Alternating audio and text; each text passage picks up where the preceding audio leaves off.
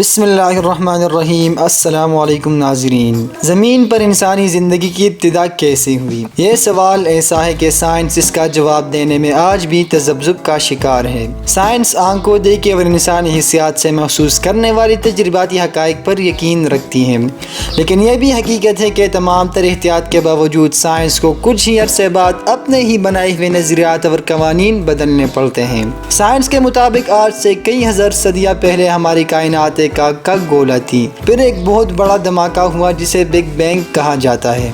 اس دھماکے کے نتیجے میں بہت سے سیارے اور ستارے وجود میں آئے۔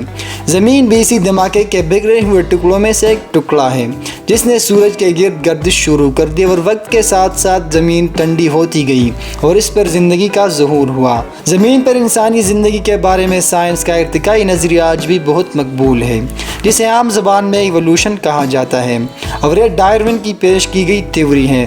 ڈارون نے کہا تھا کہ انسان پہلے بندر تھا اور پھر بندر سے وہ صدیوں کے ارتقائی عمل کے بعد انسان بن گیا۔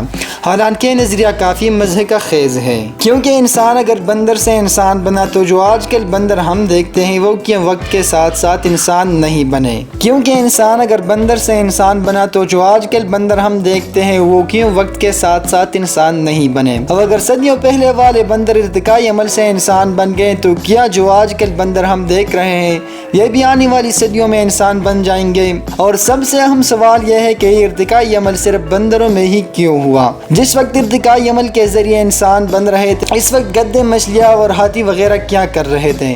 ان کو بھی تو تھوڑی بہت ترقی کر کے کچھ اور بن جانا چاہیے تھا۔ صدیوں پہلے کا ہاتھی آج بھی ہاتھی ہے، جبکہ بندر بقول ڈارون ارتقائی ترقی کر کے انسان بن گیا۔ حال ہی میں ایک امریکی کالوجسٹ ڈاکٹر ایلس سلور نے اپنی نئی تحقیقاتی کتاب میں زمین پر انسانی زندگی کی شروعات کے بارے میں چونکا دینے والے انکشافات کیے ہیں۔ ڈاکٹر ایلس سلور نے اپنی کتاب ہیومن آر ناٹ فرام ارتھ میں تحریک خیز دعویٰ کیا تھا کہ انسان اس سیارے زمین کا اصل رہائشی نہیں ہے، بلکہ اسے کسی دوسری سیارے پر تخلیق کیا گیا، اور کسی وجہ سے اس کے اصل سیارے سے اس کی موجودہ رہائشی سیارے یعنی زمین پر بھیج دیا گیا یا پھر پھینک دیا گیا۔ ڈاکٹر ایلس جو کہ ایک سائنسدان، محقق، مصنف اور امریکہ کے نامور ایکالوجسٹ ہیں، ان کی کتاب میں ان کے ان الفاظ پر غور کیجیے۔ ذہن میں رہے کہ یہ الفاظ ایک سائنسدان کے ہیں جو کسی مذہب پر یقین نہیں رکھتا۔ ان کا کہنا ہے کہ انسان جس ماحول میں پہلی بار تخلیق کیا گیا اور جہاں وہ رہتا رہا ہے وہ جگہ اس قدر آرام دہ، پرسکون اور مناسب ماحول والی تھی جسے VVIP کہا جا سکتا ہے۔ وہاں پر انسان بہت ہی نرم و نازک ماحول میں رہتا تھا۔ اس کی نازک مزاجی اور عام پرست طبیعت سے معلوم ہوتا ہے کہ اسے اپنی روزی روٹی کے لیے کچھ بھی تردد نہیں کرنا پڑتا تھا۔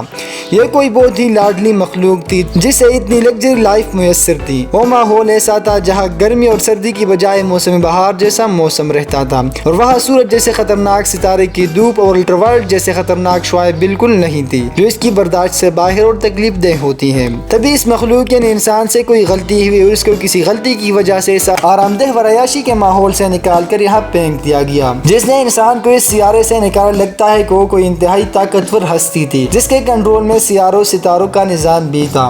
وہ جسے چاہتا جس سیارے پہ چاہتا سزائے جزا کے طور پر کسی بھی طرح بھجوا سکتا تھا۔ وہ مخلوقات کو پیدا کرنے پہ بھی قادر تھا۔ ڈاکٹر سلور کا کہنا ہے کہ ممکن ہے کہ زمین کسی ایسی جگہ کی مانند تھی جسے جیل قرار دیا جا سکتا ہے، جہاں صرف مجرموں کو سزا کے طور پر بھیجا جا سکتا ہو، کیونکہ زمین کے چاروں طرف سمندر ہی سمندر ہے، وہاں انسان کو بھیج دیا گیا۔ ڈاکٹر سلور ایک سائنٹسٹ ہیں جو صرف مشاہدات کے نتائج حاصل کرنے کے بعد اپنی رائے قائم کرتے ہیں۔ ان کے کتاب میں سائنسی دلائل کا ایک انبار ہے جن سے انکار ممکن نہیں۔ ان کے دلائل کی بڑی بنیاد جن پوائنٹس پر ہے ان میں سے چند ایک مندرجہ ذیل ہے۔ نمبر 1، زمین کی کشش شکل اور جہاں سے انسان آیا ہے اس جگہ کی کشش شکل میں بہت زیادہ فرق ہے۔ جس سیارے سے انسان آیا ہے وہاں کی گریوٹی زمین سے بہت کم تھی، جس کی وجہ سے انسان کے لیے چلنا پھرنا اور بوجھ اٹھانا نہایت آسان تھا۔ اس لیے انسان کے اندر کمر درد کی شکار گریوٹی کی وجہ سے ہے، کیونکہ یہاں رہنے والی تمام مخلوق کی ریڑھ کی ہڈی زمین کے پیرالل پائی جاتی ہے، جبکہ انسان واحد مخلوق ہے جس کی ریڑھ کی ہڈی یعنی کمر زمین سے 90 درجے کے زاویے پر ہے۔ نمبر 2، انسان میں جتنے دائمی امراض پائے جاتے ہیں وہ باقی کسی ایک بھی مخلوق میں نہیں۔ ڈاکٹر ایلس لکھتا ہے کہ آپ اسی زمین پر کوئی ایسا انسان دکھا دیجیے جسے کوئی ایک بھی بیماری نہ ہو تو میں اپنے دعوے سے دستبردار ہو سکتا ہوں، جبکہ میں آپ کو ہر جانور کے بارے میں بتا سکتا ہوں کہ وقت اور عارضی بیماریوں کو چھوڑ کر کسی ایک بھی مرض میں ایک بھی جانور گرفتار نہیں ملے گا۔ نمبر 3، ایک بھی انسان زیادہ دیر تک دھوپ میں بیٹھنا برداشت نہیں کر سکتا، بلکہ کچھ دیر بعد اس کو چکر آنے لگتے ہیں اور وہ سن اسٹروک کا شکار ہو سکتا ہے، جبکہ جانوروں میں ایسا کوئی ایشو نہیں ہے۔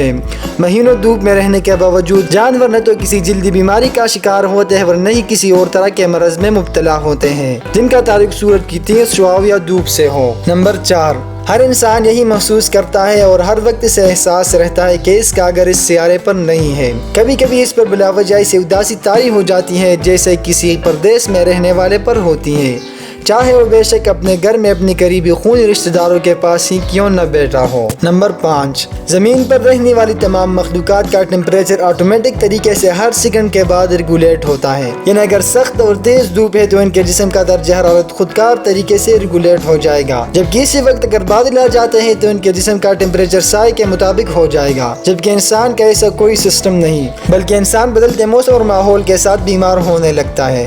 موسمی بخار کا لفظ صرف انسانوں میں ہی پایا جاتا ہے۔ نمبر 6، انسان اس سیارے پر پائے جانے والے دوسرے جانداروں سے بہت مختلف ہے۔ اس کا ڈی این اے اور جینز کی تعداد اس سیارے پر پائے جانے والے دوسرے تمام جانداروں سے بہت مختلف اور کہیں زیادہ ہے۔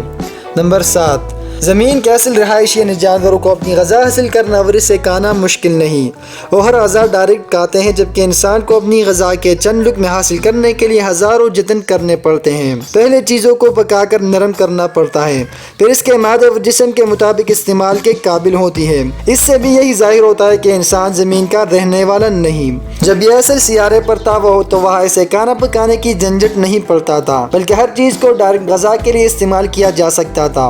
مزید یہ کہ اکیلا 2 پاؤں پر چلنے والا جانور ہے، جو اس کے یہاں ایلین ہونے کی نشانی ہے۔ نمبر 8، انسان کو زمین پر اپنے لیے بہت نرم گداز بستر کی ضرورت ہوتی ہے، جبکہ زمین کے اصل باسیوں یعنی جانوروں کو اس طرح کی نرم بستر کی ضرورت نہیں ہوتی۔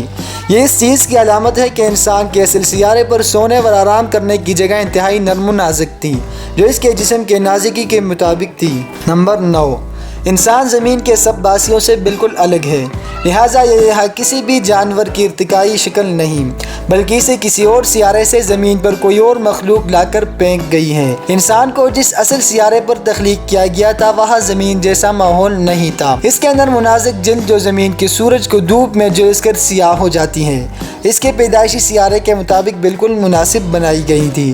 یہ اتنا نازک مزاج تھا کہ زمین پر آنے کے بعد بھی اپنی نازک مزاجی کے مطابق ماحول پیدا کرنے کی کوشش میں رہتا ہے۔ جس طرح اسے اپنے سیارے پر آرام اور پرتعیش بستر پر سونے کی عادت تھی، وہ زمین پر آنے کے بعد بھی اسی کے لیے کوشش کرتا ہے اور زیادہ سے زیادہ آرام دہ زندگی گزارنے کی کوشش میں لگا رہتا ہے۔ جیسے خوبصورت، قیمتی اور مضبوط محلات اسے وہاں اس کے ماں باپ کو میسر تھے، وہ اب بھی انہیں جیسے بنانے کی کوشش کرتا ہے، جب باقی سب جانور اور مخلوقات اس سے بے نیاز ہیں۔ یہاں زمین کی مخلوقات عقل سے آ رہی ہیں، جن کو اچھا سوچنے کی توفیق ہے، نہ اچھا رہنے کی۔ انسان بھی اسی سخت ماحول میں رہ کر سخت مزاج ہو گیا ہے، جبکہ اس کی اصل محبت فن لطیفہ امن و سکون کی زندگی تھی۔ یہ ایک ایسا قیدی ہے سزا کے طور پر 3rd کلاس سیارے پر بھیج دیا گیا تاکہ یہ اپنی سزا کا دورانیہ گزار کر واپس آ سکیں۔